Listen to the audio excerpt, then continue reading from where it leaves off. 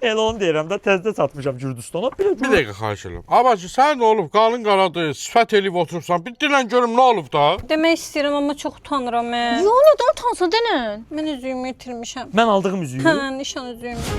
Kəbir qardaş. Ey. Mən 10 ildir sənin evinə dost kimi gəlib gedirəm, indi də yoldaşımla gəlmişəm. Əgər evində oğru saxlayırsansa, denən işimizi bilək. Nə olur ha? Mən 10 ildir səninlə görüşürəm. Sən bir dəfə görməmsən, mən uşaqlarıma aram şey istəyirəm. Başın qaçı və sənin. Nə oldu? Sərçə gəldi götürdü. Hanı bə? Sən demək istəyirsən ki, biz banditik, oğruyuq. Atır aşağı, banditsiz, ciqansız. Kim götürdü? Hanı? Foristan mənə bəlkəm özündədir. Görmür özündədir. Əgər üzüyü onun özündədirsə, lişdir mənim.